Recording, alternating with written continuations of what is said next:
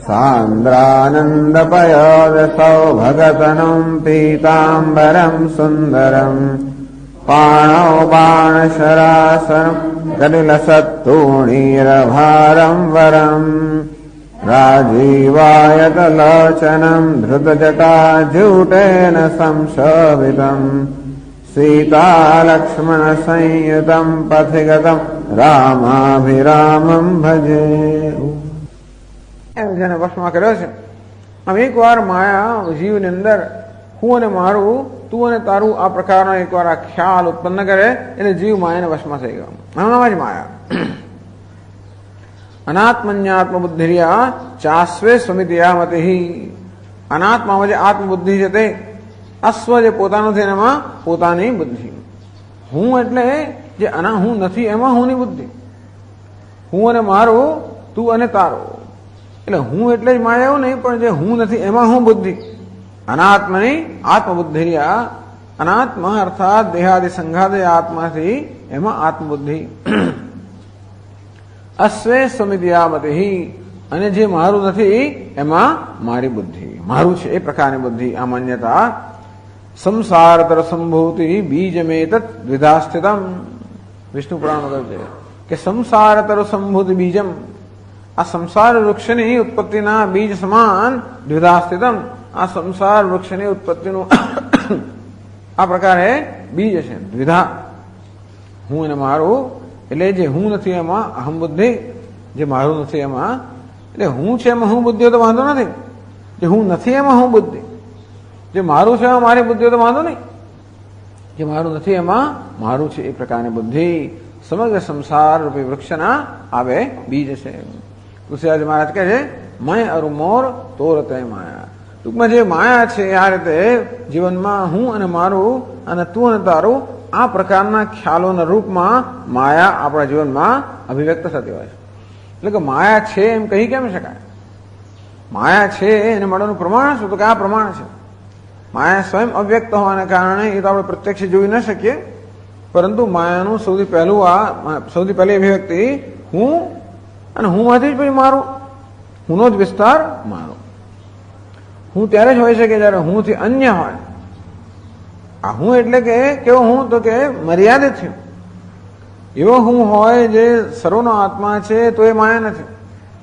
પણ એવો હું જે તું કરતા વિરુદ્ધનો હું, એવો હું જ્યાં હું અને તું એ પ્રકારના ભેદ હોય, એ પ્રકારનો હું. એક એવો હું હોય જેમાં હું, તું અને હુંના ભેદ ન હોય એવો પણ એક હું હોય, જેને સર્વાત્મ ભાવ કહેવામાં આવે. અર્થાત સર્વાત્મ બુદ્ધિ એ પ્રકારનું હું હોય માયા નથી, પણ તુંથી વિરુદ્ધ હું, આ પ્રકારનું હું. અને તારાથી વિરુદ્ધ મારું. બધાને મારું કહું તો પણ વાંધો નથી, અને બધાને તારું કહું તો પણ વાંધો નથી, પણ કેટલાકને મારું કહેવું અને બીજાને તારું કહેવું, કશાકને હું કહું અને બીજાને તું કહું. બસ આ પ્રકારનો ભેદ વિભાગ કરનારી છે આ માયા છે. એટલે માયાને કારણે આ પ્રકારના વિભાગ ઉત્પન્ન થાય છે. જય બસકીને જીવ નિકાયા, તો સમગ્ર જીવ સમૂહ જેના વશમાં કરવામાં આવ્યો છે. ગો ગોચર જહ લગી મને જાય, સો સવ માયા જાને હો ભાઈ. હે ભાઈ, ઇન્દ્રિયો ગો ગોચર, ઇન્દ્રિયો વિષયોનો જેટલો વિસ્તાર છે, ઇન્દ્રિયો અને ઇન્દ્રિયોના વિષયોનો જે વિસ્તાર છે, હે ભાઈ, એ બધું માયા છે. ટૂંકમાં માયાએ ઇન્દ્રિયો અને ઇન્દ્રિયથી ગમ્ય આ સમગ્ર જગત ઉત્પન્ન કરેલું છે. આ સમગ્ર જગત અને ઇન્દ્રિયો રૂપમાં માયા જ અભિવ્યક્ત થયેલી છે. તેહી કર ભેદ સુનહુ તમ સૌ. હવે માયા છે એ લક્ષ્મણ, આ માયાનો પણ જે ભેદ છે એ તું સાંભળ. વિદ્યા અપર અવિદ્યા દો. આ માયાનો ભેદ છે, એક વિદ્યા અને બીજી અપરાવિદ્યા અને અવિદ્યા, અથવા પરાવિદ્યા અને અપરાવિદ્યા, આ પ્રકારના તો ભેદ છે. વિદ્યા એક, અપર અવિદ્યા એમ કહેવાય. એક વિદ્યા અને અવિદ્યા એવા ભેદ છે. પરાવિદ્યા અને અપરાવિદ્યા એવા ભેદ છે. તો કે હે લક્ષ્મણ, આ માયાના પણ આ ભેદ છે તું સમજ. તો એ બેન લક્ષણ કેવા છે અથવા એમનું કાર્ય કેવું છે? તો વિદ્યા અને અવિદ્યા કે અપરાવિદ્યા અને પરાવિદ્યા એના લક્ષણ અને કાર્ય પણ સમજાવે છે. એક દુષ્ટ અતિશય દુઃખરૂપા જા બસ જીવ પરા ભવકૂપા. આજે અવિદ્યા છે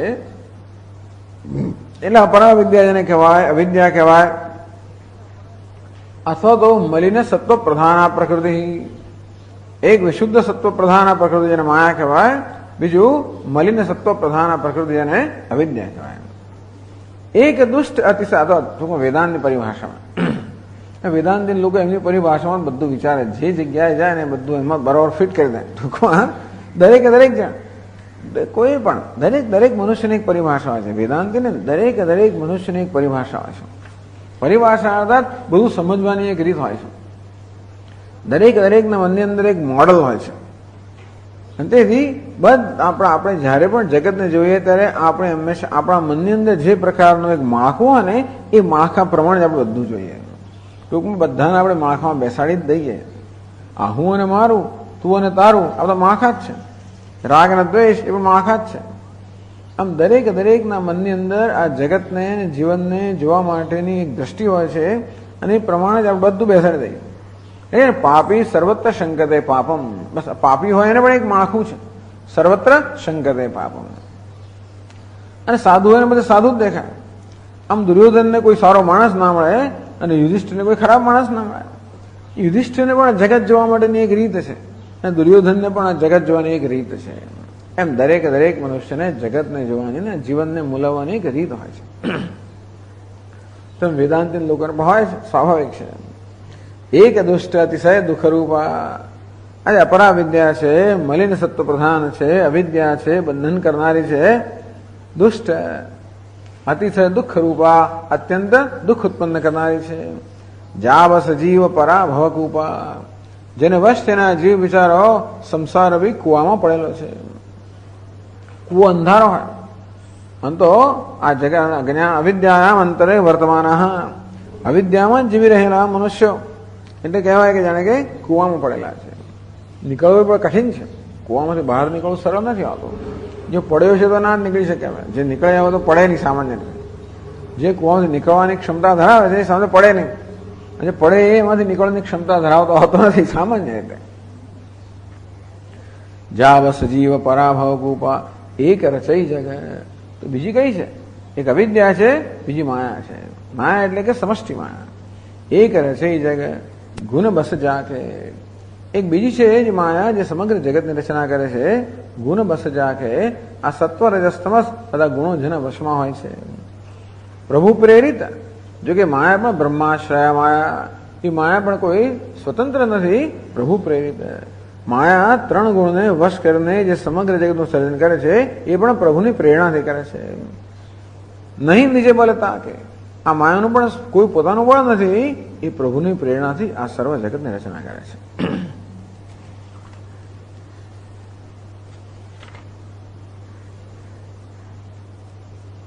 એ વખતે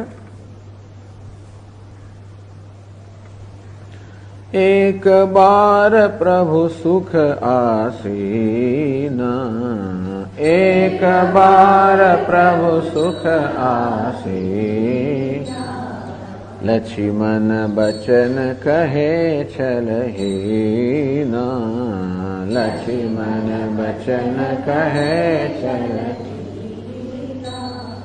સુર નર મુનિ સચરાચર સાઈ, સુર નર મુનિ સચરાચર, मैं पूछो निज प्रभु की नाई, मैं पूछो निज प्रभु की, मोहि समझाई कहु सोई देवा, मोहि समझाई कहु सोई,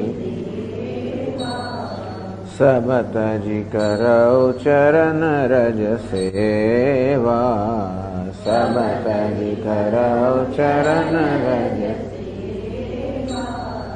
कहु ज्ञान विराग अरु माया, कहु ज्ञान विराग अरु माया, कहु सो भगति करहु जहि दाया, कहु सो भगति करहु जहि दाया, ईश्वर जीव भेद प्रभु, ईश्वर जीव भेद प्रभु, सकल कहु समुझाए, सकल कहु समुझाए। जाते होई चरण रति, जाते होई शोक मोह भ्रम जाए, शोक मोह। थोरे हम सब कहूँ बुझाए, थोरे हम सब कहूँ बुझाए। सुनहु तात मति मन चितुलाए, सुनहु तात मति मन चितुलाए। मैं अरु मोर तोरते माया, मैं अरु मोर तोरते जही बस कीने जीवन काया, जही बस कीने गो गोचर जहाँ लगी मन जाए, गो गोचर जहाँ लगी मन जाए। सो सब माया जाने हो भाई, सो सब माया जाने हो भाई। तेहि कर भेद सुनहु तुम सो, तेहि कर भेद सुनहु तुम सो। विद्या अपर अविद्या दो, विद्या अपर अविद्या एक दुष्ट अतिशय दुख रूपा, एक दुष्ट अतिशय दुख रूपा। जावस जीव पराभव कूपा, जावस जीव पराभव कूपा। एक चै जग गुण बस जाके, एक चै जग गुण बस जाके। प्रभु प्रेरित नहीं निज बलता के, प्रभु प्रेरित नहीं निज बलता के। ज्ञान मान जहाँ एकौ नाही, ज्ञान मान जहाँ एकौ देख ब्रह्म समान सब माही, देख ब्रह्म समान सब माही। कहिए तात सो परम विरागी, कहिए तात सो परम विरागी। तृण सम सिद्धि तीन गुण त्यागी, तृण सम सिद्धि तीन गुण त्यागी। આ માયાના બે ભેદ કયા? એક તો બંધન કરનારી માયા, બીજી છોડાવનારી માયા. એટલે તુલસીદાસજી મહારાજે માયાનું લક્ષણ આપ્યું એ પ્રકારે જોઈએ. મેં અરુ મોર તોર તે માયા. હું અને મારું, તું અને તારું ને માયા કહેવામાં આવે છે. તો આ માયા પણ બંધન કરનારી ને છોડાવનારી બંને પ્રકારની હોવી જોઈએ. તો એક મેં, હું અને મારું અને તું અને તારું બંધન કરનારું હોય, અને બીજું હું અને મારું, તું અને તારું છોડાવનારું પણ હોય. ટૂંકમાં આ હું અને મારું જ્યારે ભગવાન સાથે જોડાઈ જાય, તો હું જ્યારે ભગવાન સાથે જોડાઈ જાય ત્યારે એ જ માયા છોડાવનારી પણ નીકળે. આ હું જ્યારે સંસાર સાથે જોડાયેલો હોય ત્યારે એ જ માયા બંધન કરનારી નીવડે. આમ ઈશ્વર સૃષ્ટિ અને જીવ સૃષ્ટિ બે પ્રકારની સૃષ્ટિ છે. તો ઈશ્વરે આ જગત સર્જેલું છે પોતાના સંકલ્પથી, માયાથી. જીવ વળી પાછું પોતાના સંકલ્પથી એના ઉપર બીજો એક જગતની રચના કરે છે. ઈશ્વરે જગતના પદાર્થો રચેલા છે અને જીવ એમાં ભોગ્ય બુદ્ધિ, એટલે એમાં ભોગ્ય પદાર્થની રચના જીવ કરતો હોય છે. જેમ પંચદશીમાં વિસ્તારપૂર્વક સમજાવવામાં આવ્યું, બે પ્રકારની સૃષ્ટિ. ઈશ્વર સૃષ્ટિ બંધન કરનારી નથી, જીવ સૃષ્ટિ બંધન કરનારી છે. ત્યાં કહ્યું કે સ્ત્રી તો એક જ હોય, કોઈને માટે પત્ની હોય, કોઈને માટે માતા હોય, કોઈને માટે બહેન હોય, કોઈને માટે જુદા જુદા જેમ દ્રષ્ટિબિંદુ હોય. તો જે સ્ત્રી પિંડ છે ઈશ્વરે રચેલો છે એમાં પછી આ બધી કલ્પનાઓ છે જીવની કલ્પના હોય. ઘટ એક જ હોય, એક પાર્થિવ ઘટ છે, એક પછી માનસિક ઘટ હોય છે. આમ બહારનો ઘટ જે ઈશ્વર રચેલો છે, આ મનનો ઘટ છે એ જીવે રચેલો છે. આ પ્રકારે કહેવામાં આવ્યું. તો આ જીવ સૃષ્ટિ જે છે એ સામાન્ય રીતે બંધન કરનારી કહેવાય, પણ હંમેશા નહીં. એ જીવ સૃષ્ટિ અર્થાત મનની એક ટૂંકમાં ઈશ્વરની એક કલ્પના શક્તિ છે, સર્જન શક્તિ તો છે જ. માયા જીવની પણ એક સર્જન શક્તિ છે, કલ્પના શક્તિ છે. એ સર્જન શક્તિ કલ્પના શક્તિનો યોગ્ય ઉપયોગ કરવામાં આવે તો છોડાવનાર નીવડે. એ જગત આપણે કહ્યું કે હું અને મારું એ જ્યાં સુધી અથવા તો જીવની પણ સર્જન શક્તિ આ રજસ અને તમસ કે રાગ દ્વેષને કારણે સર્જન થતું હોય તો એ બંધન કરનારું છે.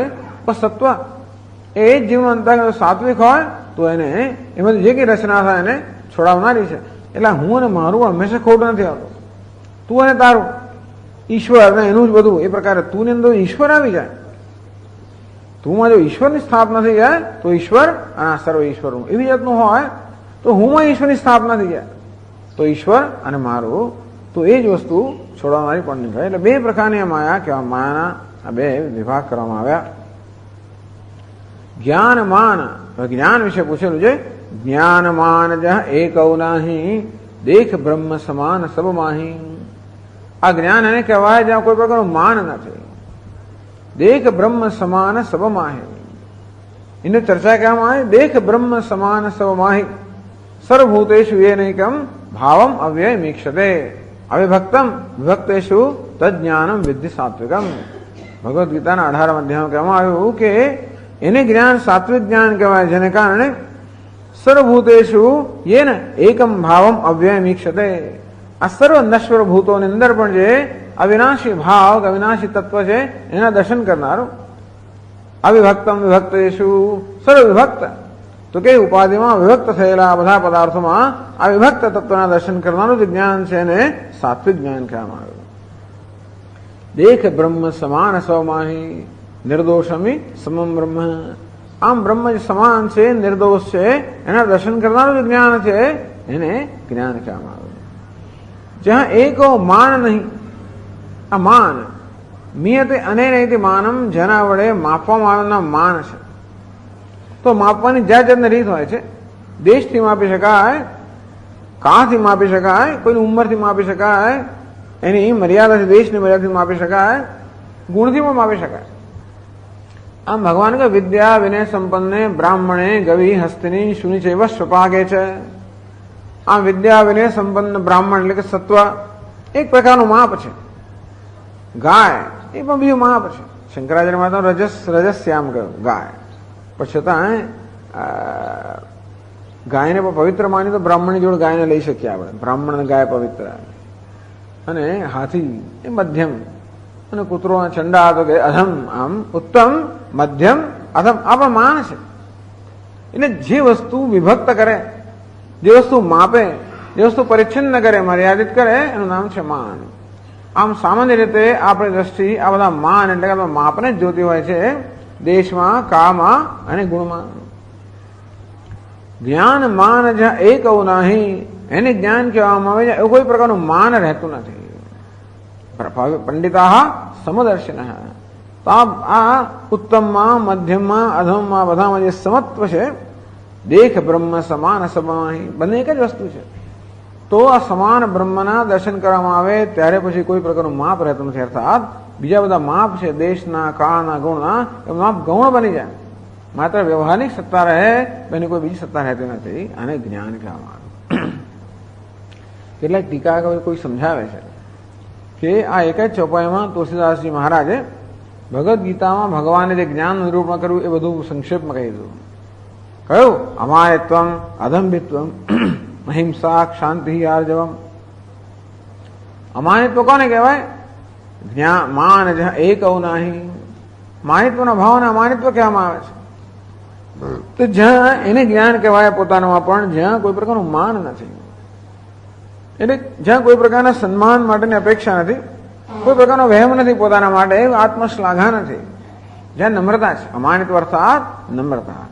અમાનિત્વ એટલે એ જીવનની વ્યવહારિક જે સત્યતા છે એ વાસ્તવિકતાને સમજીને માણસમાં નમ્રતા આવે છે કે જે કંઈ જીવનમાં આપણી પ્રાપ્તિઓ છે, સિદ્ધિઓ છે, બધી વાસ્તવમાં ઈશ્વરના અનુગ્રહને કારણે છે. અને તેથી આ વસ્તુ સમજીને મનુષ્ય કેવો છે? નમ્ર છે. અમાનિત્વ. અને છેલ્લે તત્વજ્ઞાનાર્થ દર્શનમ કહેવામાં આવ્યો. તો કહે છે કે આ બીજી પંક્તિ દેખ બ્રહ્મ સમાન સબમાહી. તત્વજ્ઞાન અર્થ દર્શનમ. આ તત્વજ્ઞાનનો જે અર્થ છે એ તત્વજ્ઞાનથી જે આપણે તો તત્વજ્ઞાનના પ્રયોજનનું દર્શન એવું કહ્યું, પણ તત્વજ્ઞાનનો અર્થ, તત્વજ્ઞાનનું જે પ્રયોજન એ બ્રહ્મ, એ બ્રહ્મનું દર્શન કરવું. તત્વજ્ઞાનાર્થ દર્શનમ. જો તત્વજ્ઞાનાર્થ દર્શનમ એનો અર્થ એવો કરવામાં આવે કે તત્વજ્ઞાનથી જે અર્થ છે અર્થાત બ્રહ્મ, એનું દર્શન જે કરવું બ્રહ્મ દર્શનમ. તો દેખ બ્રહ્મ સમાન સબમાહી. સર્વત્ર સામ સમાન જે બ્રહ્મ છે એના દર્શન કરવા. આમ પહેલું અને છેલ્લું આ 20 મૂલ્યમાં પહેલા અને છેલ્લા મૂલ્યનો નિર્દેશ કરીને તુલસીદાસજી મહારાજે એ ગીતાના 5 શ્લોકની અંદર જે 20 મૂલ્યો કહેવામાં આવ્યા એનો અહીંયા નિર્દેશ કર્યો એમ કહી શકાય. એટલે એમ જોવા જઈએ તો પછી આ સાધન ભગવાન ત્યાં જ્ઞાન શબ્દ વાપરે છે એ સાધનના અર્થમાં. એ તો જ્ઞાન પ્રોક્તમ અજ્ઞાનમ યદતોન્યથા. આને જ્ઞાન કહેવામાં આવે છે એનું વિરુદ્ધનું જે છે અજ્ઞાન છે. એ જ્ઞાન સાધનના અર્થમાં કહેવામાં આવે. પણ જોડે જોડે દેખ બ્રહ્મ સમાન સબમાહી આ જે સાધ્ય જ્ઞાન છે. તો આ પ્રકારે જ્ઞાનની વાત કરવામાં આવી. પછી વૈરાગ્યની વાત કરે છે. કહીએ તાત સો પરમ વિરાગી. હે તાત, તો બહુ પ્રેમથી બોલાવે છે પોતાના ભાઈને. વૈરાગ્યના વિષયમાં લક્ષ્મણજીએ પ્રશ્ન કરેલો છે કે તમારે તારે વળી વૈરાગ્ય પૂછવાનું શું હોય? તું તો પરમ વિરાગી છે જ. રામ વેલો કે બંધુ કરજો રે દેહ ગેહ સબ સમજ તુનતો રે. લક્ષ્મણજીએ તો જયારે રામચંદ્રજી વનમાં જવાના છે એવી ખબર પડી કે તરત જ દેહ ગેહ સબ તૃને સમતો રે. જાણે છે લક્ષ્મણ આ દેહ છે, આ ઘર છે, આ બધું તારા માટે તણખલા સમાન છે. માધુ ચરણ સિર નાય ચલે તુરત સંકિત હૃદય. તો બાગુર વિષમ તોરાય મનુ ભાગ મૃગ બાગ ભાગવશ. અર્થાત લક્ષ્મણ તો પરમ વૈરાગ્ય છે, એનેમાં તો બધું જ છે. આ જે પૂછવામાં આવ્યું છે બધું લક્ષ્મણજીમાં છે. છતાંય પણ આગળ કહ્યું તે પ્રમાણે લક્ષ્મણજી આ પ્રશ્ન કરે છે એને માટે એ લોકહિતાર્થ છે. ભગવાન જરા અત્યારે નિરાતમાં છે. જંગલમાં નિરાત કેમ ના હોય? પણ અત્યારે નિરાત બેઠા એ કર્યા કરતા હશે તો પણ કદાચ, પણ અત્યારે ભગવાન અવકાશ છે એટલે દેવી પણ ત્યાં નથી, સીતાદેવી પણ નથી, એટલે ભગવાન એટલે અત્યારે નિરાતે બેઠા છે. એટલે પછી લક્ષ્મણજી આ પ્રકારે પ્રશ્ન કર્યો. પરમ વિરાગી. લક્ષ્મણ ભગવાન પરમ વૈરાગીની વાત કરે છે. એટલે ટીકા કરે છે વૈરાગ્ય પણ જુદી કક્ષાનો હોય છે. એક વૈરાગ્ય જે વિષય પ્રત્યેનો વૈરાગ્ય છે. યહામ ઉત્તરાર્ધ ફલભોગ વિરાગ હૈ.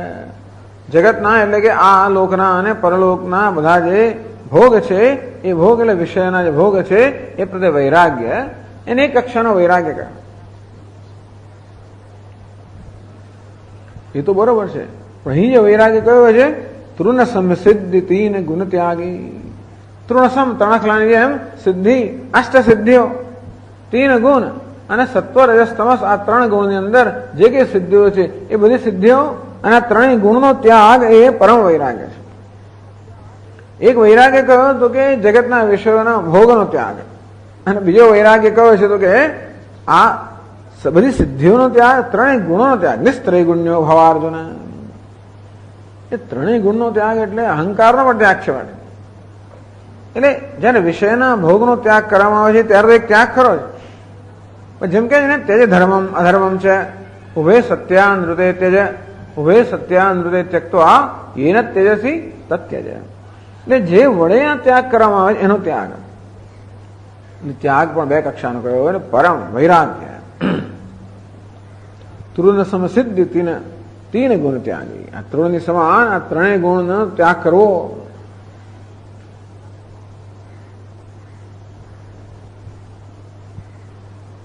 કારણ કે પેલા કદાચ વિષયોનો ત્યાગ કરવામાં આવે તો પણ રસ રહી જતો હોય છે. ભાઈ રસ તો રસોપ્યસ્ય પરમ દૃષ્ટવા નિવર્તતે. એ પરમાત્માના દર્શનથી જેનો પરમ રસ છે એ રસ છે એ દૂર થાય. અહીં કહેવામાં આવે છે કે સ્વયંભૂ મનુ અને શત્રુપાએ જ્યારે તપશ્ચર્યા કરી ત્યારે ભગવાન પ્રગટ થયા પણ તપશ્ચર્યા કરેલી. ભગવાન પ્રગટ થાય પહેલા બીજા બધા દેવતાઓ પ્રગટ થયા. વિધિ હરિહર તપ દેખી અપારા સનુ સમીપ આયે બહુબારા.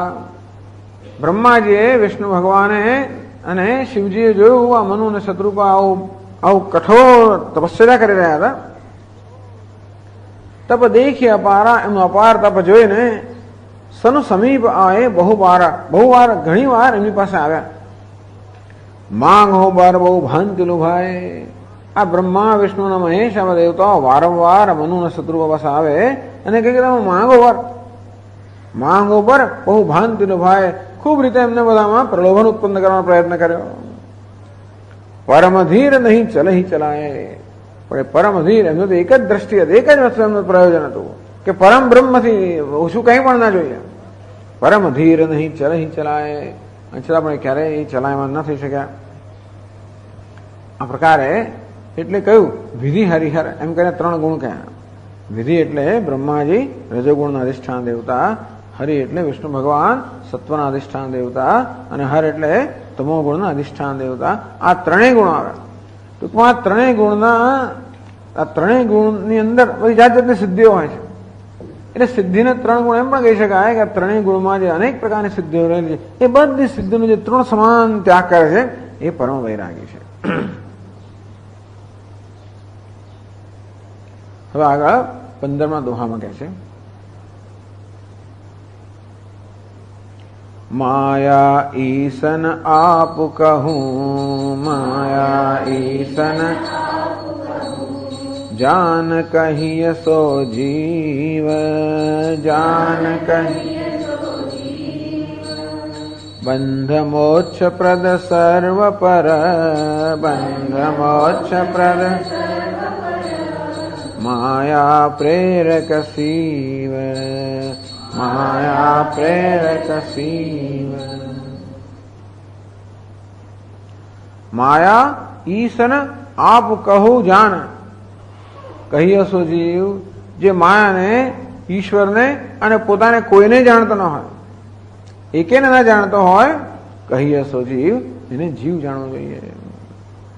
હવે એકને જાણે નહીં તો કશાય ના જાણે. વસ્તુ એવી છે ને કે માયા ઈશ્વરને પોતાને એકેને જાણતો નથી. એવું બની શકે ખરું કે ત્રણમાંથી એકને જાણે ને બીજા બેને ના જાણે તો ના બને. આ ત્રણેયને જાણવામાં આવે તો જ ખરેખર ત્રણેયને જાણી શકાય.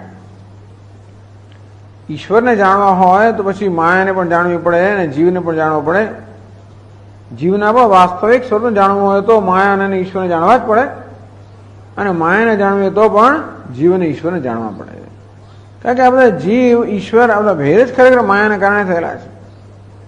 અને એકને જાણવા માટે બીજાને પણ જાણવું પડે. એટલા માટે બધું જ જાણવું પડે. કસ્મિન ભવ વિજ્ઞાતે સર્વમિદમ વિજ્ઞાતમ ભવતિ, યેન અશ્રુતમ શ્રુતમ ભવતિ અમતમ મતમ અવિજ્ઞાતમ વિજ્ઞાતમ ઇતિ. તો જે જ્ઞાન પ્રયજ્ઞાત્વા નેહ ભૂયોન્યત જ્ઞાતવ્યમ અવશિષ્યતે. જે જ્ઞાન પ્રાપ્ત કર્યા પછી કંઈ જાણવાનું બાકી રહેતું નથી. એટલે ભગવાને કહ્યું ને છંદાંસી અસ્ય પર્ણાની યસ્તમ વેદ સ વેદવિદ. જ્યાં સંસાર વૃક્ષને એના મૂળ સહિત જાણે છે એ વેદાર્થવિદ, એ સમગ્ર વેદના અર્થને જાણવાનો છે. અથવા સ્વર્ગને છે. એટલે જીવ, જગત અને માયા ત્રણને જાણવા એટલે સર્વને જાણવું. પણ ત્રણેયને સમજીએ તો જ દરેકને સમજી શકાય. આ મોટી મુશ્કેલી છે ને.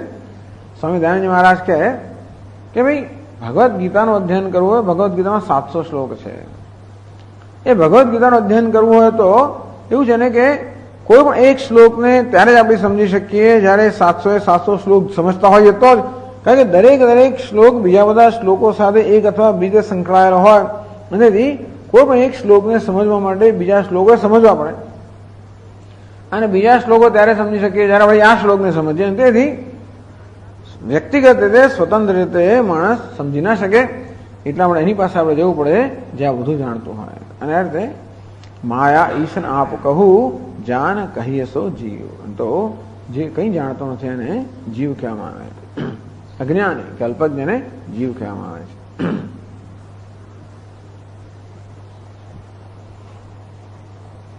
તો જીવનું લક્ષણ, ઈશ્વરનું લક્ષણ, માયાનું લક્ષણ જ્ઞાનનું લક્ષણ, વૈરાગ્યનું લક્ષણ, ભક્તિનું લક્ષણ, આ બધા લક્ષણો કહેવામાં આવે છે. શિવ કોણ છે? શિવ એટલે કે ઈશ્વર. એ કોણ છે? બંધ મોક્ષ પ્રદ સર્વપર માયા પ્રેરક શિવ. તો જીવને આટલું લક્ષણ કહેવામાં આવ્યું કે જે પોતાને, ઈશ્વરને અને માયાને કશાને જાણતો નથી. ન જાણતો હોય તો વાંધો નથી, ખરેખર ન જાણતો એટલે કે ખરેખર આ બધા વિશે ભ્રમ ધરાવે છે.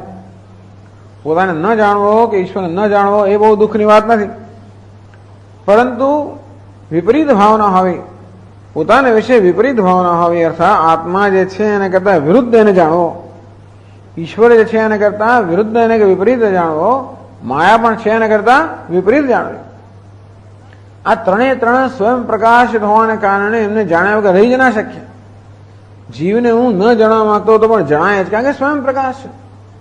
ઈશ્વર પણ સ્વયં પ્રકાશ હોવાને કારણે જણાય જ, અને જગત પણ પ્રકાશ હોવાને કારણે જણાવવાનું જ છે. આમ ત્રણ આપણા જ્ઞાનના વિષયો છે, એટલે એમને ન જાણતા હોય તો બને જ રહે. પણ મુશ્કેલી ક્યાં છે? એ જેવા છે એના કરતા વિરુદ્ધ રીતે એમને જાણવા. બસ આ જ્ઞાનનો અર્થ છે વિપરીત જ્ઞાન કે વિપરીત ભાવના. એટલે આ પ્રકારનો જે ભ્રમ ધરાવનાર છે જીવ, જગત અને માયા, કે જીવ, જગત અને ઈશ્વર વિશે જે અનેક પ્રકારના ભ્રમ ધરાવનાર છે એમનું નામ છે જીવ. અને વસ્તુ એવી છે કે એક વિશે ભ્રમ હોય એટલે બીજા વિશે ભ્રમ હોવાનો છે. પોતાને ન જાણીએ એટલે પછી ટૂંકમાં પોતાના વિશે અનેક ભ્રમ હોય, અને મારા પોતાના દ્રષ્ટિબિંદુ જગતને જોવું એટલે જગત પર પણ અહીં પૂરો આરોપ થવાનો છે. આમ હું મારા વિશે વિકૃત દ્રષ્ટિ ધરાવતો હોવા, તેથી જે વસ્તુને જોવો બધું વિકૃત દ્રષ્ટિથી જ જોવાનો. આમ જગતને જોવું તો પણ વિકૃત દ્રષ્ટિથી જોવાનો, ઈશ્વરને જોવું તો પણ વિકૃત દ્રષ્ટિથી જોવાનો.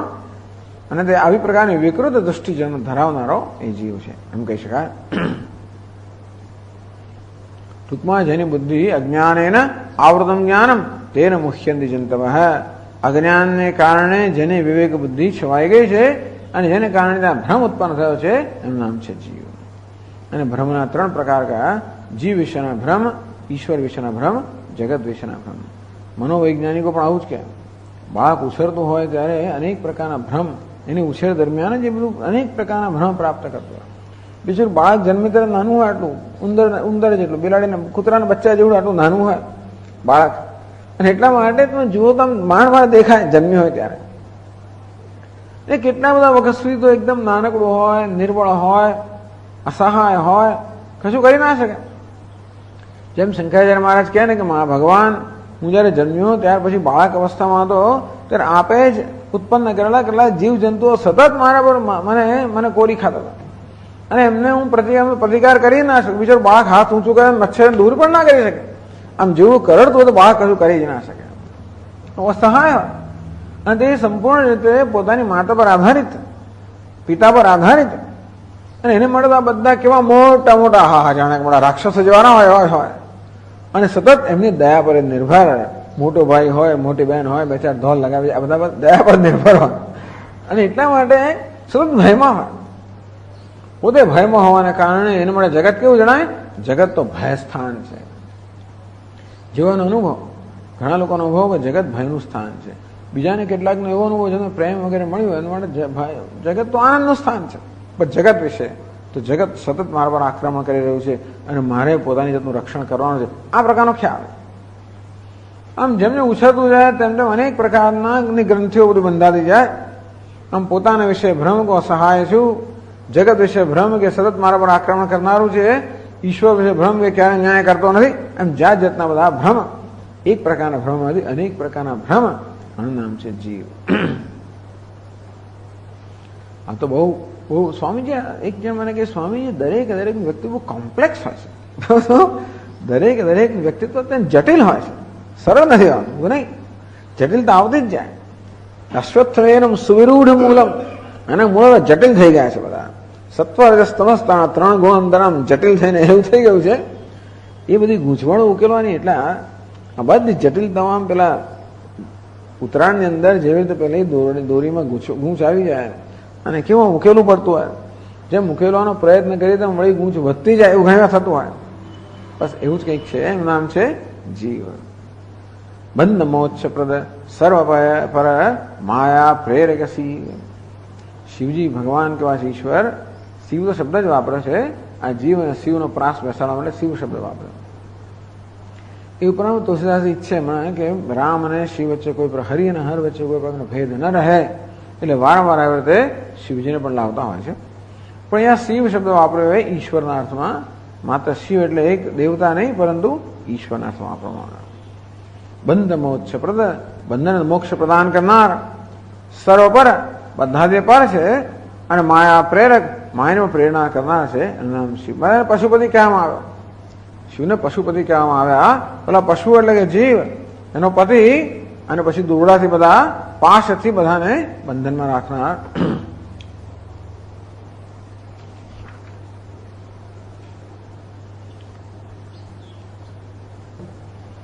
વસ્તુ છે કે આ ઈશ્વરને મોક્ષ બંધપ્રદ કહેવો હોય પણ એ મુશ્કેલ છે. બંધ મોક્ષપ્રદ, સર્વ પર માયા પ્રેરક શિવ. બંધ મોક્ષપ્રદ, બંધન પ્રદાન કરનાર પણ એ અને મોક્ષ પ્રદાન કરનાર પણ એમ કહેવાય. ઈશ્વર જયારે પ્રતિકૂળ હોય, જયારે નિગ્રહ કરતો હોય ત્યારે બંધન કરનારો હોય, અનુકૂળ બને ત્યારે મોક્ષ પ્રદાન કરનારો હોય.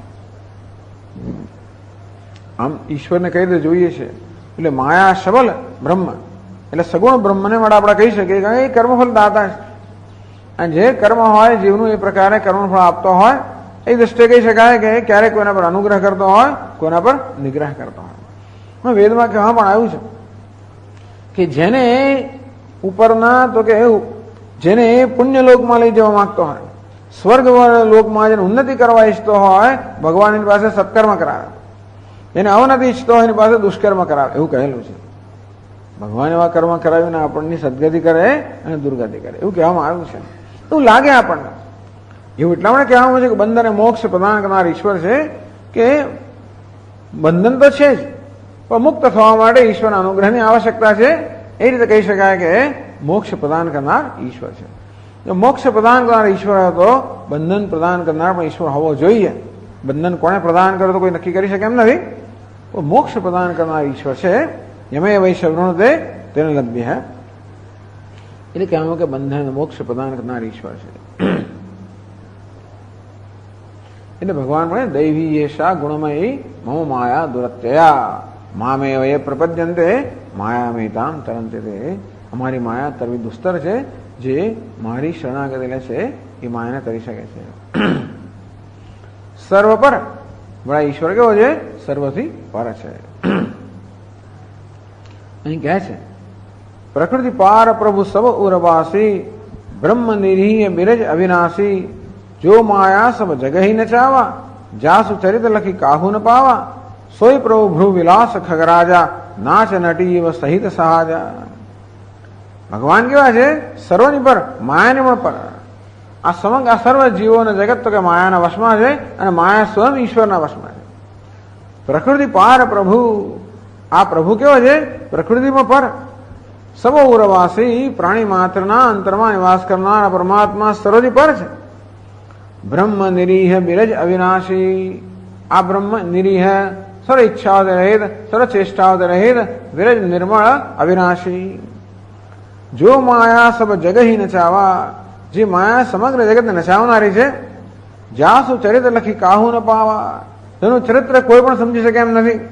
જે સમગ્ર જગત નચાવનારી છે અને જેનું ચરિત્ર કોઈ સમજી શકે એમ નથી.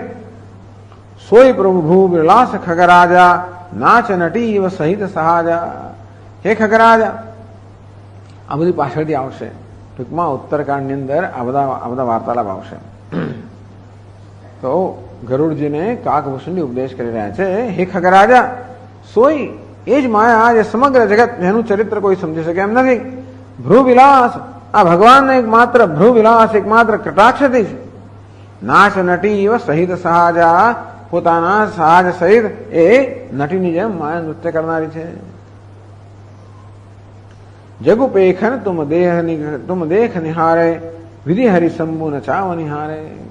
અને વિધિ હરિ શંભુ આ બધા જ પણ જેના માત્ર એક ભ્રુ વિલાસથી નૃત્ય કરે છે. ટૂંકમાં પરમાત્મા સ્વરૂપનું અધિષ્ઠાન છે. બ્રહ્મા વિષ્ણુ મહેશ જગતની જે રચના પાલન અને સંહાર કરનારા છે, એનું પણ જે અધિષ્ઠાન છે, અને તેથી સર્વ પર. તો મોક્ષ બંધ મોક્ષ પ્રદ સર્વ પર માયા પ્રેરક શિવ માયા પ્રેરક છે. ટૂંકમાં ઈશ્વર માયાનો પ્રેરક છે એમાં કહેવામાં આવ્યું.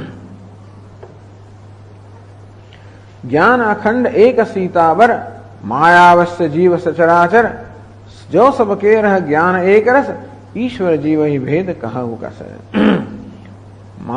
मायावश्य जीव अभिमानी जीव माया वश्य છે. ईश वश्य माया गुण खानी આ ત્રણ ગુણની ખાણ સમાન માયા ઈશ્વર વશ છે. પરવશ જીવ સ્વવશ ભગવંતા આ જીવ પરવશ છે અને ભગવાન સ્વવશ છે સ્વતંત્ર છે. જીવ અનેક એક શ્રીકંતા આ જીવ અનેક છે અને શ્રીકાંત એટલે પરમાત્મા એક છે. મુદા ભેદ યદ્યપિ કૃત માયા વાસ્તવમાં જીવને ઈશ્વરનો ભેદ કરનારી તો માયા છે. એને મિથ્યા ભેદ ઉત્પન્ન કર્યો છે. આમ જીવને ઈશ્વર જે કોઈ ભેદ નથી. આ મિથ્યા ભેદ ઉત્પન્ન કરનાર માયા છે. બિનુ હરિ જાય કોટ ન જાય કોટી ઉપાયા પણ હરિની કૃપા વગર કરોડો ઉપાયથી પણ આ માયા જાય નહીં. એટલા ભેદભાવ જે ઉત્પન્ન કર્યો છે એ જાય નહીં પ્રભુની કૃપા ના થાય ત્યાં સુધી. રામચંદ્ર કે ભજન બિનુ જો ચહે પદ નિર્વાણ રામચંદ્રજીના ભજન વગર જે નિર્વાણ પદ ઈચ્છે છે. જ્ઞાનવંત વિસો નર પશુ બિનુ પૂછે વિશાન જ્ઞાનવંત હોય છતાં પણ જે રામચંદ્રની કૃપા વગર રામચંદ્રના ભજન વગર જે નિર્વાણ પદ ઈચ્છે છે એ ભલે ને જ્ઞાની હોય એટલે કે વિદ્વાન હોય તો પણ સો નર પશુ બિનુ પૂછ વિશાન એ નરના રૂપમાં એટલો પશુ જ છે. પૂંછડા અને શિંગડા વગરનો પશુ જ છે. ટૂંકમાં આ રામચંદ્ર એટલે કે ઈશ્વરની કૃપા વગર કોઈ રીતે માયાને પાર ન પામી શકાય. એટલે કહ્યું ને મામે વયે પ્રપદ્યંતે માયામેતામ તરંતિ તે. તો વૈરાગ્ય વિશે કહેવામાં આવ્યું, જીવ અને ઈશ્વર વિશે કહેવામાં આવ્યું. આગળ કહે છે હવે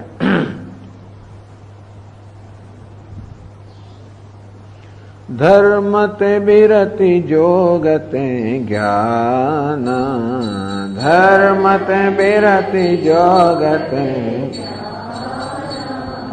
ज्ञान मोक्ष पद प्रेद बखान ज्ञान मोक्ष प्रद भेद जाते बेगी द्रवौ में भाई जाते बेगी द्रवौ में भाई सो मम भगति भगत सुखदाई सो मम भगति भगत सुखदाई.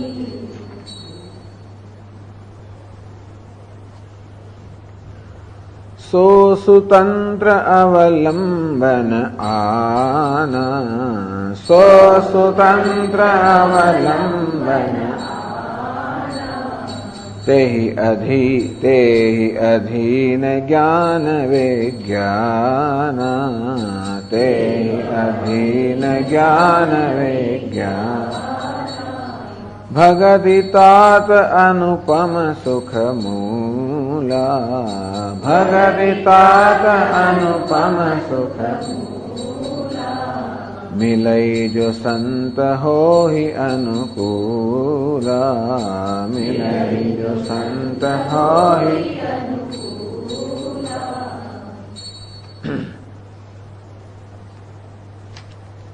આગળ કહે છે ધર્મ તે બિરતિ જોગ તે જ્ઞાન જ્ઞાન મોક્ષ પ્રદ ભેદ વખાના. ધર્મથી વૈરાગ્ય યોગથી જ્ઞાન ધર્મથી વૈરાગ્ય પ્રાપ્ત થાય વૈરાગ્યમાંથી યોગ પ્રાપ્ત થાય યોગમાંથી જ્ઞાન પ્રાપ્ત થાય અને જ્ઞાન મોક્ષ પ્રદ ભેદ વખાના. અને જ્ઞાન મોક્ષ પ્રદાન કરનારું છે એવું વેદ અત્યારે વિસ્તારથી કહેલું છે. જાતે બેગી દ્રવોમય ભાઈ હે ભાઈ જેનાનો વેગપૂર્વક ત્વરિત દ્રવિત થઈ જાઉં. ભગવાન કહે છે કે જેનાથી હું શીઘ્ર કે ત્વરિત રીતે દ્રવિત થઈ જાઉં સો મમ ભગત ભગત સુખદાયી એ મારી ભક્તિ છે. જેનાથી હું દ્રવિત થઉં ભગત સુખદાયી આ ભક્તોને સુખ પ્રદાન કરનાર એ મારી ભક્તિ છે. ધર્મ તે બિરતિ ધર્મથી વૈરાગ્ય પ્રાપ્ત થાય. વિચાર કરો છે ધર્મ એટલે શું? ધર્મથી વૈરાગ્ય પ્રાપ્ત. ધર્મ એટલે નિષ્કામ કર્મ. ધર્મનો અર્થ જ કર્તવ્ય. કર્તવ્ય એટલે નિષ્કામ કર્મ. આ ધર્મ કહો, કર્તવ્ય કહો, નિષ્કામ કર્મ કહો, કર્મયોગ કહો, બધું એક જ છે. એટલે ધર્મ હંમેશા યદ અભ્યુદય નિશ્રેયસ સિદ્ધિ, આ બધા શંકરાચાર્ય મહારાજે ધર્મની સરસ વ્યાખ્યા.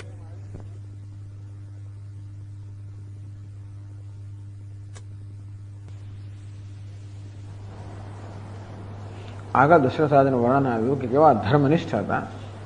ગુરુ સુર સંત પિતર મહી દેવા કરે સદા નૃપ સબ કે સેવા. આ દશરથ રાજા કેવા ધર્મનિષ્ઠ હતા અને ધર્મ કેવું પાલન કરતા હતા એનું વર્ણન કર્યું તુલસીદાસજી મહારાજે. ગુરુ સુર સંત પિતર મહી દેવા, ગુરુઓ, દેવતાઓ, સંતો, પિતૃઓ અને બ્રાહ્મણો, કરે સદા નૃપ સબ કે સેવા, આ રાજા બધાની સેવા સદા કરતા હતા. ભૂપ ધર્મ જે વેદ વખાને, સકળ કરે સાદર સુખ માને. વેદની અંદર જેને ધર્મ રીતે કહેવામાં આવ્યું છે, જે કર્તવ્ય ધર્મના રૂપમાં કહેવામાં આવે છે, એ બધા અત્યંત આદર સહિત આ દશરથ રાજા એ બધાનું અનુષ્ઠાન કરતા હતા, પ્રેમથી કરતા હતા. દિન પ્રતિદય વિવિધ વિનિદાના, દિવસ દરમિયાન વિવિધ પ્રકારના દાન કરે. સુને શાસ્ત્ર પર વેદ પુરાણા, અને શાસ્ત્ર, શ્રેષ્ઠ શાસ્ત્ર, વેદ, પુરાણ બધાનું શ્રવણ કરે. નાના વાપી કૂપ તડાગા, અનેક પ્રકારની વાવ, કુવાઓ, તળાવ, સોન વાટિકા, સુંદર બાગા, સરસ બધી પુષ્પ વાટિકાઓ, સુંદર બાગ, બગીચાઓ, વિપ્ર ભવન, સુર ભવન, સુહાય, અનેક મંદિરો, બ્રાહ્મણો માટેના સ્થાન, સબ તીર્થ તીર્થન વિચિત્ર બનાય, અનેક પ્રકારના વિવિધ પ્રકારના તીર્થ. જહ લગી કહે પુરાણ શ્રુતિ, એક એક સબ જાગ, 12 સહસ્ર નૃપ કિએ સહિત અનુરાગ. તો પુરાણ અને શ્રુતિમાં જે એક એક વસ્તુ કહેવામાં આવે એને હજાર ગણી કરીને આ દશરથ રાજા કરતા હતા. આટલું બધું કરે છતાં પણ હૃદય અને કછું ફલ અનુસંધાન, આ બધું કરવા છતાં પણ હૃદયમાં કોઈ પ્રકારના ફળનું અનુસંધાન નથી, ફળની આસક્તિ નથી. ભૂપ વિવેકી પરમ સુજાના, આ ભૂપ રાજા અત્યંત વિવેકી અને પરમ સુજ્ઞ એટલે તો કે શાણા હતા. કરે જે ધર્મ કર્મ મન બાણી, વાસુદેવ અર્પિત નૃપ જ્ઞાની. જે કે ધર્મ કર્મ મન વાણીથી કરે એ બધા વાસુદેવને અર્પિત કરે, આ પ્રકારના આ રાજા હતા. તો કે આ પ્રકારનો આવું ધર્મ, આવું ધર્માચરણથી તો વૈરાગ્ય તો જ ધર્મ થાય, કે ધર્મ હોય તો વૈરાગ્ય. પણ ધર્મમાં એક પ્રકારનું કષ્ટ રહેલું જ છે. ધર્મ એટલે કર્તવ્ય કર્મ. આમ કર્તવ્ય કર્મનું પાલન કરવામાં અને વળી પાછું કોઈ પ્રકારની ફળની અપેક્ષા, એનું નામ જ કર્તવ્ય કર્મ કહેવાય, જેમાં કોઈ પ્રકારના ફળની અપેક્ષા નથી. ટૂંકમાં આપણી સ્વાભાવિક વૃત્તિઓ એને થોડીક દમન તો કરવી જ પડે.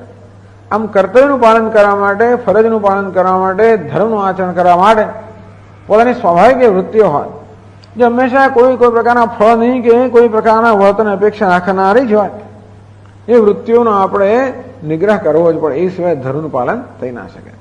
અથવા ધર્મનું પાલન એ વૃત્તિઓ સહિત કરીએ તો આપણને એનું કદાચ ફળ મળે, પણ એને કારણે આપણી જે ઉન્નતિ થવાની હોય ન થાય.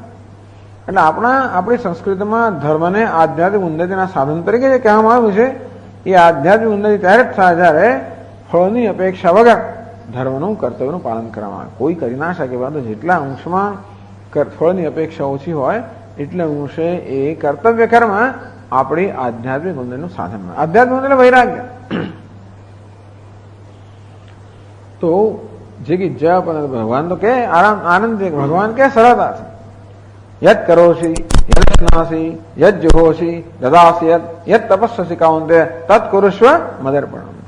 જે તું ખાય, જે કે યજ્ઞ કરે, જે તપસ્યા કરે, જે દાન કરે, જે કંઈ કર્મ કરે, તત્ કુરુષ્વ મદર્પણમ, એ બધું મને અર્પણ કરે.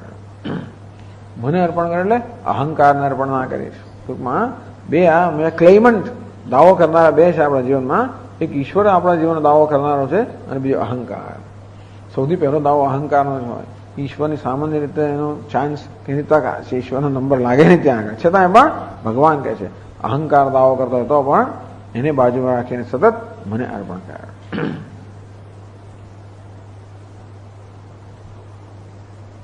તો આ પ્રકારે આવા ધર્મનું પાલન કરે. સ્વામી દયાનંદ મહારાજ હંમેશા કહે કે માણસ કશું જ નહીં પણ ગૃહસ્થાશ્રમનું પણ વ્યવસ્થિત પાલન કરે તો યોગી બની જ જાય.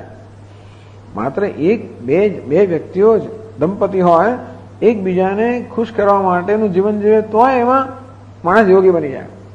કોઈ પણ માણસ યોગી બની જાય. દંપતીની શું કામ વાત કરવી? અહીંયા તો માણસે સુખી થવું હોય તો વ્યવહારની અંદર જો માણસે સુખી થવું હોય તો એક જ સુખી થઈ શકે, અંતે છે એ માણસ યોગી બને. તો કોઈ પણ જગ્યાએ હોય તો યોગી બને તો જ માણસ સુખી થઈ શકે, બાકી સુખી થવાની બીજી કોઈ રીત જ નથી. એવું નહીં ગૃહસ્થાશ્રમમાં કોઈ પણ સ્થળે. એટલે માણસ આ રીતે જેટલે અંશે યોગી બનવું એટલે શું? કર્મયોગી બનવું એટલે કે અપેક્ષાઓ કે આગ્રહો ધીમે ધીમે દૂર કરવા. બસ આ ધર્મ આપણી પાસે અપેક્ષાઓ દૂર કરાવે છે, આગ્રહો દૂર કરાવે છે. તો જીવનમાં કોઈ પણ સ્થાને આપણા હોઈએ અને આપણા મનમાં હંમેશા કોઈની કોઈ અપેક્ષાઓ રહેવાની જ. જેટલા ઊંચે આપણે અપેક્ષાઓથી ઉપર ઉઠીએ, આગ્રહો પણ રહેવાના. જેટલા ઊંચે આપણે આગ્રહોથી ઉપર ઉઠીએ એટલા ઊંચે આપણે આ ધર્મથી ફાયદો. એટલે ટૂંકમાં અપેક્ષાઓના આગ્રહો ત્યાગ એમનામાં જ વૈરાગ્ય. આમ ધર્મથી વૈરાગ્ય જન્મે. કર્તવ્ય કર્મનું પાલન કરવું હોય, મારી ફરજ બજાવવી હોય તો મારા આગ્રહો, મારી અપેક્ષાઓ મારે ધીમે ધીમે છોડવી જ પડે. અને આ રીતે ધર્મથી વિરતિ વૈરાગ્ય ઉત્પન્ન થાય. એમાંથી પછી યોગ. વૈરાગ્ય હોય તો યોગ હોય. વૈરાગ્ય એટલે કે ધીમે ધીમે રાગ અને દ્વેષમાંથી મુક્તિ. રાગ અને દ્વેષમાંથી મુક્તિ હોય તો જ આપણે યોગ એટલે કે ચિત્તની એકાગ્રતા પ્રાપ્ત થાય. મનમાં રાગ અને દ્વેષ હોય તો આપણું ચિત્ત ચંચળ રહેવાનું જ છે. એટલે કે છે કે પછી વૈરાગ્યમાંથી યોગ પ્રાપ્ત થાય. તો જેટલા અંશે આપણું મન નિર્મળ બને એટલા અંશે આપણે ચિત્તની એકાગ્રતા પ્રાપ્ત થાય. એટલે ધર્મથી વૈરાગ્ય, વૈરાગ્યમાંથી યોગ. અહીં તો બધી ઘણું સરસ બધું વર્ણન કરું છું. સાત્વિક શ્રદ્ધા ધેનુ સોહાય, જો હરિ કૃપા હૃદય બસ આઈ. તુલસીદાસજી મહારાજ કહે છે અન્યત્ર કે સાત્વિક શ્રદ્ધા, શ્રદ્ધા દરેકમાં હોય છે, પણ સાત્વિક શ્રદ્ધા એને ધેનુ સમાન, ગાય સમાન ગણવામાં આવે છે. જો હરિ કૃપા હૃદય બસ આઈ, આ હરિની કૃપા હોય તો આ સાત્વિક શ્રદ્ધા હૃદયમાં આવે. જપ તપ વ્રત યમ નિયમ અપારા, જે શ્રુતિ કહે શુભ ધર્મ આચારા, તે તૃણ હરિત ચરે જબ ગાય. આ શ્રદ્ધારૂપી ગાય છે, એને ચરવાનું ઘાસ કયું? જપ તપ વ્રત યમ નિયમ અપારા, જે શ્રુતિ કહે શુભ ધર્મ આચારા. શાસ્ત્રમાં જેને શુભ ધર્મનું આચરણ કરવામાં આવ્યું છે એ જ આ શ્રદ્ધારૂપી ગાય છે. એ ગાય માટે લીલા ઘાસ સમાન છે. શ્રદ્ધારૂપી ગાય, સાત્વિક શ્રદ્ધારૂપી ગાય જે છે એ પેલા લીલા ઘાસ જે છે એ ખાય. ચરે તે તૃણ હરિત ચરે જમગાય, ભાવ બચ્છ શિશુ પાય પેનાય. અંતો પછી એમાંથી વાછડું જન્મે. ભાવ બચ્છ વત્સ જન્મે શિશુ. નોહિત વૃત્તિ પાત્ર વિશ્વાસા, નિર્મલ મન અહીર નિજદાસા. તો ભાવરૂપી વસ્તુ હોય એટલે એનું ગાયના દૂધ માટે વાછરડું પણ જોઈએ. નોહિત વૃત્તિ પાત્ર વિશ્વાસા, નિર્મલ મન અહીર નિજદાસા. તો વિશ્વાસરૂપી પાત્ર હોય, આ નિર્મળ મન પેલો અહીર હોય એટલે ભરવાડ હોય. પરમ ધર્મમય પય દોહી ભાઈ, તો એમાંથી પરમ ધર્મરૂપી જે દૂધ છે એ દૂધ દોહી શકાય. અવટઈ અનલ અકામ બનાવી, અને પછી એને ઉકાળવામાં આવે. તો અવટઈ અનલ અકામ, આ નિષ્કામ ભાવ જે છે એ પેલા અગ્નિ સમાન છે. એમાં આ પરમ ધર્મરૂપી દૂધને, એટલે દૂધ તો પરમ ધર્મરૂપી દૂધ આ મળ્યું ખરું સાત્વિક શ્રદ્ધામાંથી. સાત્વિક શ્રદ્ધાની સાથે જરા યમ નમ નિયમ તપ વગેરે જયારે હોય ત્યારે એમાં જે આપણને પરમ ધર્મરૂપી આપણને દૂધ પ્રાપ્ત થાય. એ નિર્મળ મનરૂપી જે અહીર છે, ભરવાડ છે, આ દૂધને દોનારો હોય. ભાવરૂપી પેલું વાછરડું હોય, વાછરડા જોઈને ગાય દૂધ આપે એટલે પરમ ધર્મરૂપી આપણને દૂધ પ્રાપ્ત થાય. એ દૂધને ઉકાળીએ. અવટઈ અનલ અકામ બનાય, નિષ્કામ રૂપે આ ધર્મનું આચરણ કરવામાં આવે એટલે નિષ્કામતા રૂપે અગ્નિથી જયારે ઉકાળવામાં આવે. તોષ મરુત, પછી ઉકાળીએ ત્યારે અગ્નિને પછી વાયુ પણ જોઈએ. સંતોષ મરુત હોય. તબ ક્ષમા જુડાવે,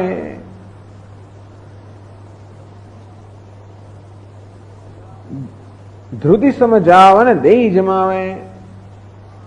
તો આ ક્ષમા જાવન એટલે મેળવણ.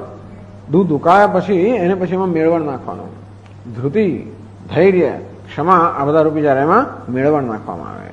ટૂંકમાં ધર્મનું પાલન કરવા માટે ઘણું ધૈર્ય પણ જોઈએ અને જીવનમાં ખૂબ બધી ક્ષમા પણ જોઈએ, ત્યારે મેળવાના. મુદિતા મથે વિચાર મથાની, એ મેળો બને દહીં બન્યું. દહીં બને પછી એને જયારે મંથન કરવામાં આવે.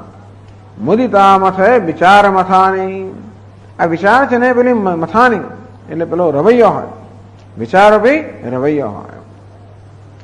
મુદિતા મથે પ્રેમથી જયારે એનું મંથન કરવામાં આવે વિચાર રવૈયાથી. દમ અધાર રજ્જુ સત્ય સુબાની, આ રજ્જુ કયું છે કે કયું દોરડું છે તો કે દમ આધાર, દમ, સત્ય, સુવાણી, આ બધા જે છે ને એ પેલા દોરડા સમાન છે. તવમાંથી કાઢી લઈ નવનીતા, આ પ્રકારે મંથન કરે નવનીત એમાંથી જયારે કાઢવામાં આવે. વિમલ બિરાગ સુભગ સુપુનીતા, ત્યારે વિમળ વૈરાગ્ય રૂપી નવદી એમાંથી પ્રાપ્ત થાય.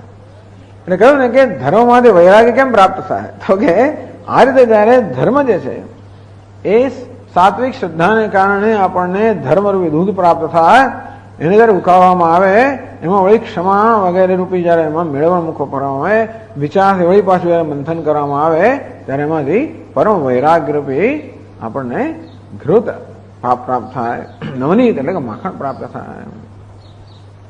આ પ્રકારે ધર્મમાંથી વૈરાગ્ય પ્રાપ્ત થાય. યોગથી જ્ઞાન અને યોગથી અને વૈરાગ્ય યોગ પ્રાપ્ત થાય. ચિત્તવૃત્તિ નિરોધ, એમાં ચિત્તવૃત્તિઓ એટલે રજસ તમસ વગેરે વૃત્તિઓ છે નિરોધ થાય, અને યોગ એટલે ચિત્તની એકાગ્રતા પ્રાપ્ત થાય.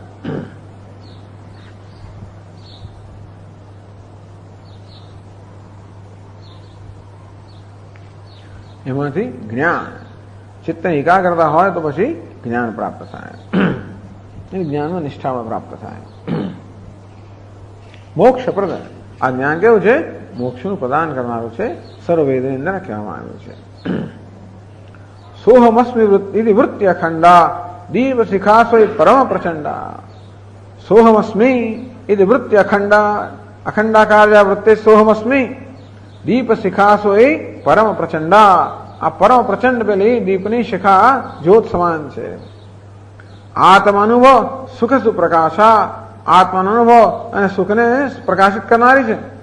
તવ મૂળ વેદ ભ્રમનાશા, તો આ સંસારના મૂળ સમાન જે ભ્રમ છે, ભેદનો ભ્રમ છે, એ સર્વનો નાશ કરે. સોહમ, તો ભેદ એટલે સહ અને અહમ વચ્ચેનો ભેદ, એ સર્વ સંસારનું મૂળ છે, એ ભેદ અને ભ્રમનો નાશ કરનારી છે. પ્રબલ અવિદ્યા કર પરિવારા, મોહ આદિતમ મીઠાઈ અપારા. આ પ્રબળ અવિદ્યારૂપી અંધકાર છે, એનો પરિવાર જ્યાં મોહ આદિતમ મીઠાઈ અપારા, બધો અંધકાર છે, એ અપાર અંધકાર એનાથી નષ્ટ થઈ જાય છે. તપસ્વી બુદ્ધિ પાય ઉજિયારા, ઉરગ્રહ બાયથી ગ્રંથિ નિરુઆરા. એ બુદ્ધિ જે છે એ ઉજિયારા પ્રકાશને પ્રાપ્ત કરીને ઉરગ્રહ બાયથી ગ્રંથિ નિરુઆરા, બધી ગ્રંથિઓ જે છે એ નાશ થઈ જાય. છોરને ગ્રંથિ પાવજો સાઈ, તો એ જીવ કૃતાર્થ હોય. હે સ્વામી, જ્યાં બધી ગ્રંથિઓ જયારે નષ્ટ થઈ જાય ત્યારે જીવ કૃતાર્થ બની જાય. જો નિર્વિઘ્ન પંથ નિર્વહી, સૌ કૈવલ્ય પરમ પદ લહી. આ નિર્વિઘ્નપણા પ્રાપ્ત થાય તો આ જીવ કૈવલ્ય પદને પ્રાપ્ત કરે છે. અતિ દુર્લભ કૈવલ્ય પરમ પદ, સંત પુરાણ નિગમ આગમ વદ. સંતો પુરાણો નિગમ આગમ બધા કહે છે કે કૈવલ્ય પદ છે અત્યંત દુર્લભ છે.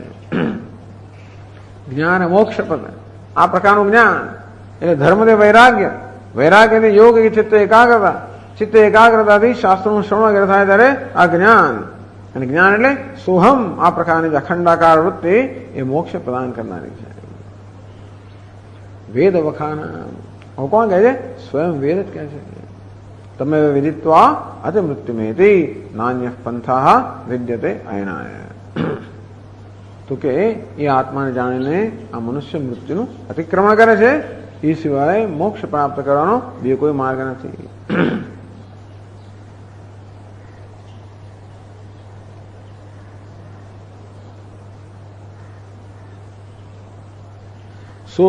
તો આ પ્રકારે આ જ્ઞાનની વાત કરવામાં આવી.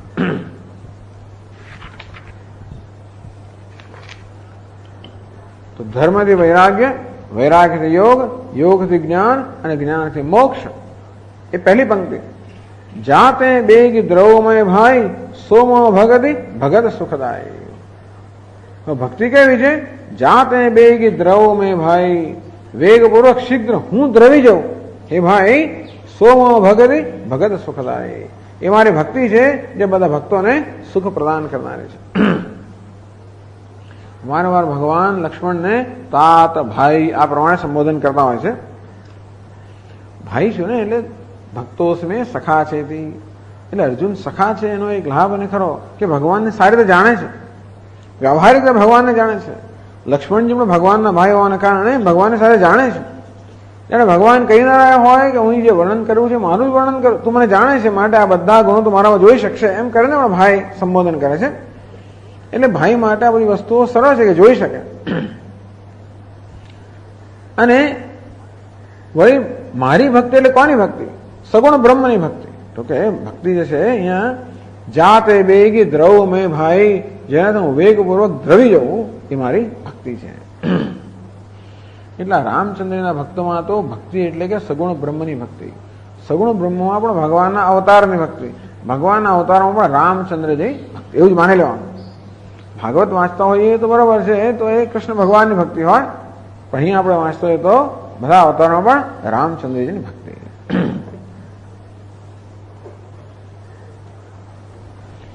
એક દાની શિરોમણી સાચો, જો કોઈ દાની હોય ને શિરોમણી હોય તો એક જ છે રામ, એવું તુલસીદાસજીનો અભિપ્રાય છે.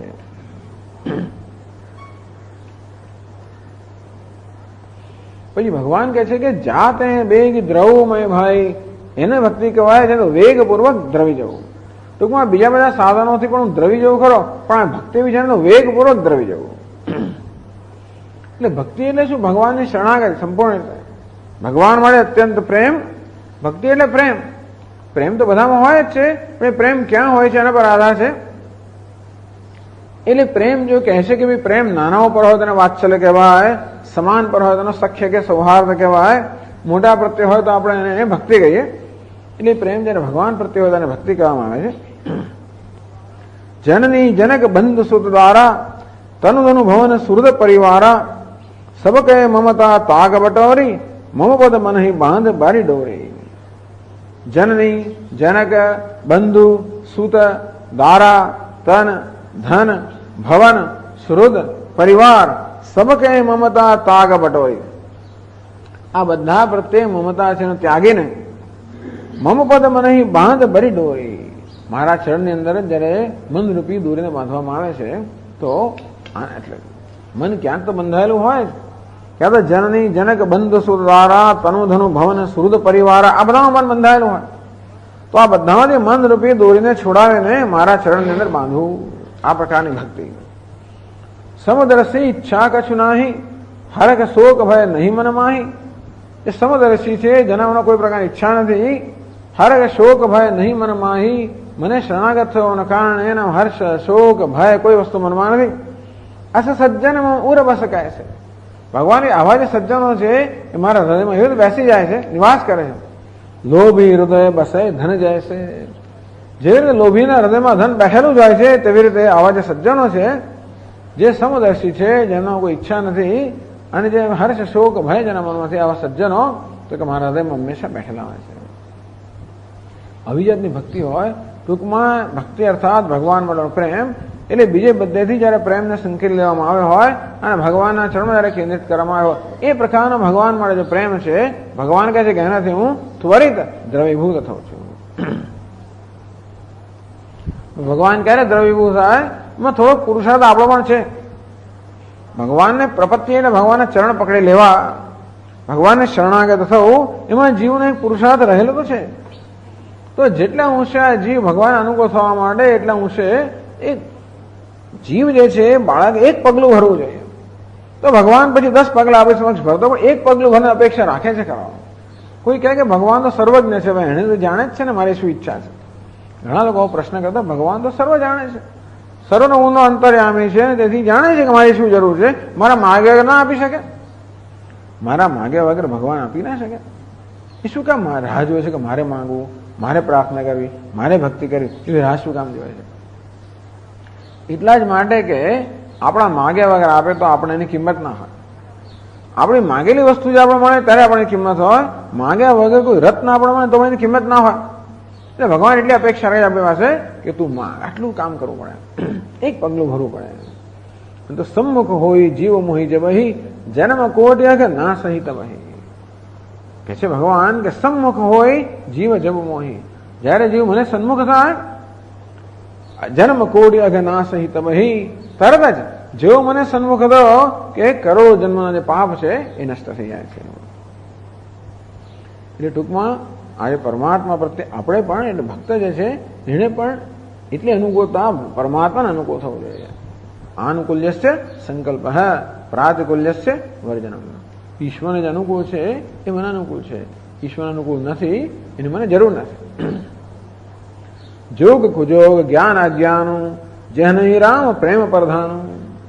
જે રામનો પ્રેમ પ્રધાન નથી યોગ તો યોગ છે, એ જ્ઞાન ખરેખર અજ્ઞાન છે જે રામનો પ્રેમ પ્રધાન નથી. ટૂંકમાં ભગવાનના પ્રેમ વગરનો યોગ એટલે ઘણા બધા ધ્યાનની પ્રક્રિયાઓ આવે છે જેમાં ભગવાન ન હોય એ બધો કુયોગ છે.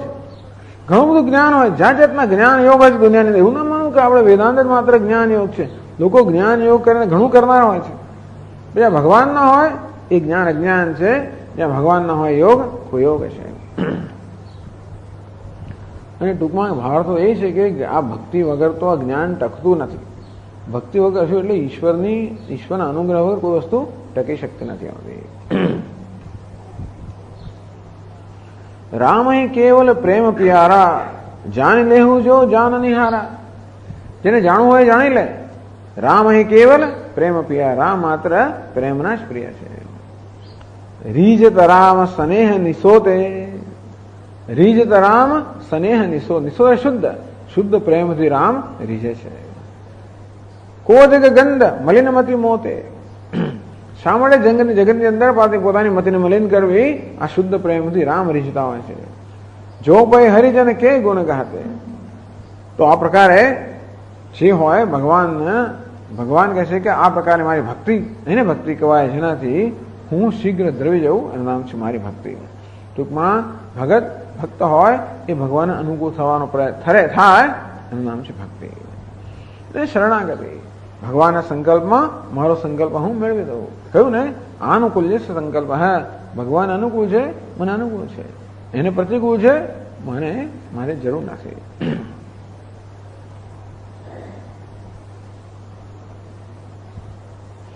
પુનિ રઘુબીર ભગત પિયારી માયા ખળુ નર્ત કે વિચારી. આ ભક્તિમાં એવું બળ છે કે એની સામે કશું ટકી ના શકે. કહેવા માંગે છે કે આ માયા પણ આ ભક્તો હોય ને ત્યાં આગળ માયા પણ કશું કરી શકતી નથી. ટૂંકમાં ભગવાને કહ્યું ને કે જે લોકો મારી શરણાગત એટલે એ લોકો જ માયાને પાર કરી શકે. અર્થાત ભગવાનની ભક્તિમાં એટલું બળ છે કે માયા પણ એ ભક્ત પર કોઈ પ્રકારની અસર ઉપજાવી શકતી નથી. પુનિ રઘુબીર ભગત પિયારી. આ રઘુવીરને ભક્તિ પ્યારી છે. માયા ખરું નર્તકી બિચારી. આ માયા તો બિચારી નર્તકી છે. ભગત હિસાનુકૂલ રઘુરાયા. આ રઘુરાય કેવા છે? ભક્તિને અનુકૂળ છે. તાતે તે ડરપતિ અતિ માયા. અને એટલા માટે આ માયા છે ભક્તિથી ડરે છે. કારણ કે જયારે માયા અને ભક્તિ એ બે વચ્ચે પસંદ કરવાની હોય તો રઘુરાય કોને પસંદ કરે છે? ભક્તિની પસંદગી કરે છે. તો એ ભૂસુંડી જેમ કહે છે કે ભાઈ ભક્તિને છોડીને જીવનમાં સુખ પ્રાપ્ત કરવાનો બે કોઈ ઉપાય નથી. ટૂંકમાં જીવનમાં કશું પ્રાપ્ત કરવાનો એક જ ઉપાય છે અને ભગવાનની ભક્તિ. અરે આપણે ભૌતિક સુખ જોઈતું હોય, ભૌતિક સુખ જોઈતું તો પણ એને પ્રાપ્ત કરવાનો એક જ ઉપાય છે ભગવાનની ભક્તિ. આમ ધર્મ વગેરેનું પાલન ત્યારે જ થઈ શકે જ્યારે ઈશ્વર અનુગ્રહ હોય. સત્ય અહિંસા સત્ય આ બધા મૂલ્યોનું પણ ત્યારે પાલન થઈ શકે જ્યારે ઈશ્વર જીવનમાં હોય. જેના જીવનમાં ઈશ્વર કે ઈશ્વરની શરણાગતિ નથી એ અહિંસા સત્ય વગેરે મૂલ્યોનું પાલન કરવું અશક્ય છે. કારણ કે આપણી શક્તિની મર્યાદા આવી જ જવાની છે. અહિંસાનું પાલન કરવામાં, સત્યના પાલન કરવામાં આપણી શક્તિની મર્યાદા આવી જ જવાની. અને છેવટે આપણી આસક્તિ રાગ દ્વેષ છે, રાગ દ્વેષ આપણા પર કબજો જમાવાના છે. અને તો ઈશ્વરના અનુગ્રહની શરણાગતિની ઈશ્વરની શક્તિની અત્યંત આવશ્યકતા છે. તો આ પ્રકારે ભક્તિ સો સ્વતંત્ર અવલંબનાના. તુલસીદાસ મહારાજ કહે છે સો સ્વતંત્ર. આ ભક્તિ સ્વતંત્ર છે. અવલંબનાના. આ ભક્તિને બીજા કોઈ આલંબનની જરૂર નથી. એટલે ભક્તિને જ્ઞાનની જરૂર નથી. બીજા કોઈ આલંબનની જરૂર નથી. ભક્તિને જ્ઞાનની પણ જરૂર નથી, ને વૈરાગ્યની જરૂર નથી, ને ભક્તિને કોઈ અધિકારીત્વની જરૂર નથી. જ્ઞાન માટે પણ અધિકારીત્વ જોઈએ, ધર્મ માટે પણ અધિકારીત્વ જોઈએ. ધર્મ માટે અધિકારીત્વ જોઈએ. ભાઈ અમુક પ્રકારના કર્મનું કોણ અનુષ્ઠાન કરી શકે? જેનો અધિકારી હોય તે. એટલે જેવી રીતે અગ્નિહોત્ર વગેરે કર્મ છે માટે ગૃહસ્થ જ કરી શકે, બીજો ના કરી શકે. બ્રાહ્મણ અમુક કરી શકે, ક્ષત્રિય અમુક કરી શકે. આમ ધર્મના પાલન માટે અધિકારીત્વની આવશ્યકતા છે. જ્ઞાન માટે પણ સાધન ચતુર્થ સંપત્તિ વગેરે અધિકારીત્વની આવશ્યકતા છે. ભક્તિ માટે કોઈ પ્રકારની આવશ્યકતા નહીં. બહુ મહત્વની વસ્તુ છે. ભક્ત લોકો માટે બહુ જ મહત્વની વસ્તુ છે કે ભક્તિ કોઈ પ્રકારની અપેક્ષા રાખતી નથી. સો સબ કર્મ ધર્મ જરી જાઓ જહન રામ પદ પંકજ ભાવ. તુલસીદાસજી મહારાજ કે સો સબ કર્મ ધર્મ જરી જાઓ. આ બધા કર્મ ધર્મ ભરે બળી જાય. જન રામ પદ પંકજ ભાવ. જે રામચંદ્રના ચરણ કળમાં ભાવ નથી એ બધું ધર્મ હોય કે કર્મ હોય એ તો બળી જાય તો વધારે સારા. કરતો સુકૃત ન પાપ સિરાહી રક્ત બીજ એવો વાળત જાહી. અને આ પ્રકારે આ ધર્મ કર્મ આ બધી વસ્તુઓ પણ આવશ્યક નથી ભક્તિ માટે.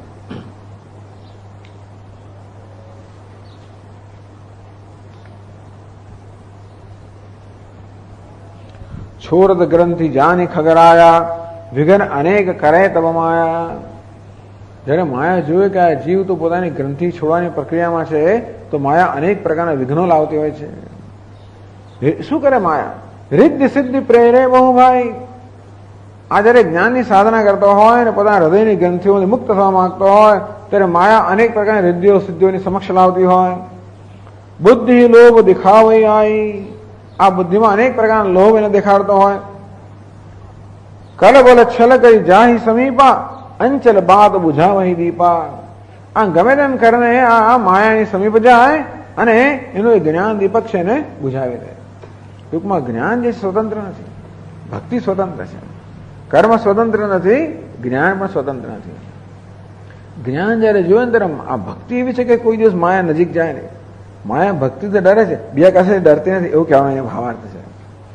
માયામાં તો જ્ઞાનમાં અનેક પ્રકારની બાધાઓ આવી છે. કલ બલ છલ કરી જાહી સમીપા. કળથી બળથી છળથી ગમે તેમ કરીને માયા સમીપ જાય. અંચલ બાત બુઝાવહી દીપા. અને એ પેલા વાયુ બંધ કરીને દીપકને બુઝાવી દે. જો તો બુદ્ધિ વિઘ્ન નહીં બાધી તો બહોર ઈશ્વર કરહી ઉપાધિ. તો દેવતાઓ પણ અનેક પ્રકારની ઉપાધિ કરનારા હોય છે. ઇન્દ્રિય બીજું કશું નહીં તો દેવતાઓ પણ છે ને એ પણ અનેક પ્રકારની ઉપાધિ કરનારા છે. એટલે બૃહદારણ્યક ઉપનિષદમાં કહ્યું કે આ સાધક જયારે બ્રહ્મ જ્ઞાનની સાધના કરતો હોય ત્યારે દેવતાઓને ગમતું નથી કે એમનો એક ક્લાયન્ટ એનો એક ગ્રાહક જતો રહે એટલા માટે. ઇન્દ્રિય દ્વાર ઝરોખા નાના. આ ઇન્દ્રિયો બી દ્વાર છે ને અનેક બધા વિવિધ ઝરોખા છે. તહ સુર બેઠે કરી થાના. આ દરેક ઇન્દ્રિય ઝરોખા ઉપર આ દેવતાઓ પોતાનું સ્થાન જમાને બેઠેલા છે. આવત દેખ વિષય બયારી તે હઠી દહી કપાડો ઉઘારી. આ દેવતાઓ શું કરે? વિઘ્ન કેવી રીતે નાખે? તો જો દેવતાઓ જો પેલો વિષય છે તરત ઇન્દ્રિયોનું દ્વાર ઉઘાડી નાખે. ટૂંકમાં આ દેવતાઓ શું જોઈએ તો પેલો વિષય છે તરત ઇન્દ્રિયોનું દ્વાર ઉઘાડી નાખે. આવત દેખે વિષય બયારી તે હઠી દહી કપાટ ઉઘારી. હઠપૂર્વક આ દ્વાર છે ને એ ખોલી નાખે. દેવતાઓ પણ એવું કરે. જવસો પ્રભંજન ઉરગૃહ આ જાય તબ દીપ વિજ્ઞાન બુઝાય. અને પછી એના વિજ્ઞાન દીપક છે ને બુઝાવી નાખે. પેલો પ્રભંજન ને બધા આવે છે ને બધી કથાઓ સાંભળે એની. ગ્રંથ ને છૂટી મીટાશો પ્રકાશ. ગ્રંથિ છૂટી નહીં અને પ્રકાશ મટી ગયો. બુદ્ધિ વિકલ ભાઈ વિષય હતાશા. આ બુદ્ધિ વિષયને હતાશ થઈને વિકળ બની ગઈ.